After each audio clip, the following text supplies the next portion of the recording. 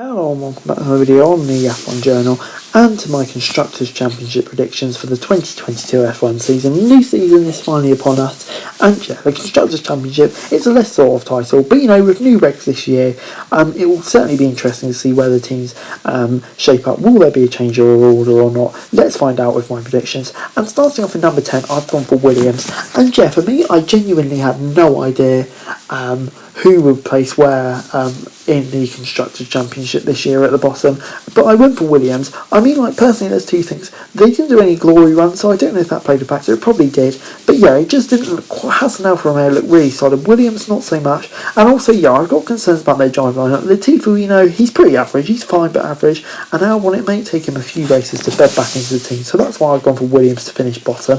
Moving on then to P9, and that is Haas.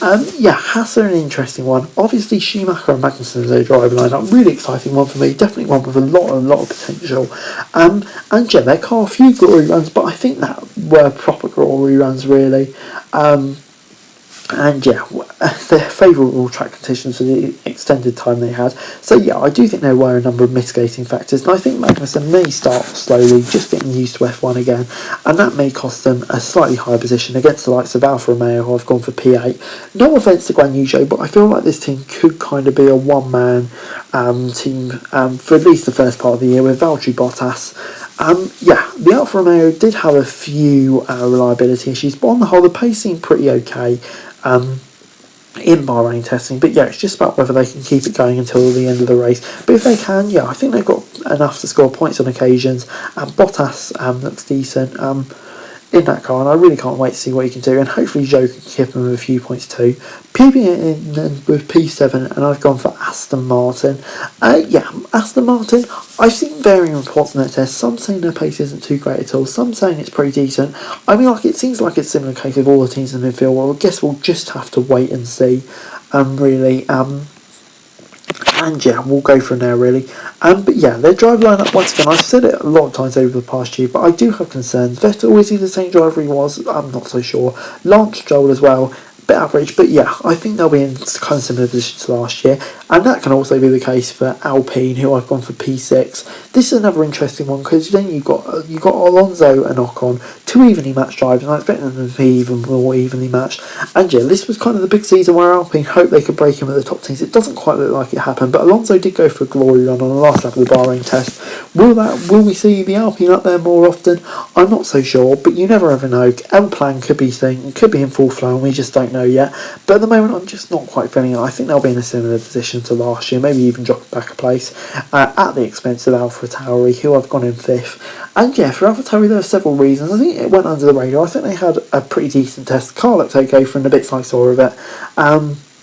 And yeah, of course, the one factor that cost them P5 in the championship last season, no disrespect to him, he'll admit it as well, is Yuki Tsunoda. And for me, I think Yuki will have a much better season. Maybe not match Gasly, but I think he'll be much more on pace with him.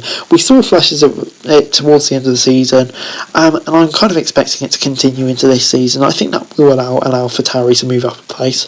Moving on then to P4, and that is McLaren. And yeah, McLaren, overall, their pace in the two tests looked really, really solid, but there's a big but, the reliability, the brakes, hopefully they can get that solved for Bahrain, because otherwise they ain't going to be finishing many races. But when they do, their pace looks solid. I don't think they're going to be there with the top 3 teams, but you know, maybe on occasions they will be, but I do think they are clear of the midfield, so I can kind of see them just being their own no man's land, kind of between the two groups really. It'll be interesting to see where they are, but I think that's basically where they're going to be. Moving on then to P3, and I've gone for Red Bull. Once again, maybe a slightly surprising option given how strong they entered the test. But yeah, I have seen many sources saying they did go for glory runs at the end of that test, so maybe that could be a mitigating factor. And yeah, I just think as well with Red Bull, Max Verstappen, for me, definitely top 2, if not top 1 driver on the grid at the moment. But yeah, Sergio Perez, when you look at Ferrari and Mercedes, I just think he's the weak link of the drivers there, and that could cost Red Bull P2 or P1 in a Constructors. Well, Max could be right in the fight for the drivers. Moving on then to the second position, I've gone for Ferrari. yeah, Ferrari, they'll come into this one season feeling confident. Obviously, they've got more wind tunnel time, etc., than Mercedes and Red Bull do, due to them being, well, underperforming recently. So, maybe that does have benefits. But yeah, this is finally their opportunity. We've seen how good that drive lineup was last year. And yeah, I think this is going to be the year where they're finally able to fight at the front again. And yeah, it's been long overdue, to be honest. Can't wait to see Ferrari at the front of the field again. Will be great to see. And I think they can really take the fight to the team that I've gone first. And yeah, that is Mercedes. I had doubts with this after last day of the Bahrain test, but I've come to the conclusion I just cannot believe Mercedes. Yes, they did have issues, for sure. We saw the porpoising on the last day. But yeah, rumours of them bringing a new floor. And yeah, I just think over the course of the season, Mercedes, we've seen how good they are and all the solutions they come up with. They're just such an impressive team. And I just think over the course of the season, new regs, brilliant challenge for Merc. Looks like they can have competition. I've come to the conclusion that yeah, they'll probably just about win it, but I don't expect it to be easy for them at all. But anyway, guys, that's it for the video. Thanks very much for watching, and so like, share, subscribe, leave thoughts, comments down below, follow us with the description for daily F1 news, and subscribe to the channel on the screen, and that'd be greatly appreciated. Thanks very much for watching. Peace.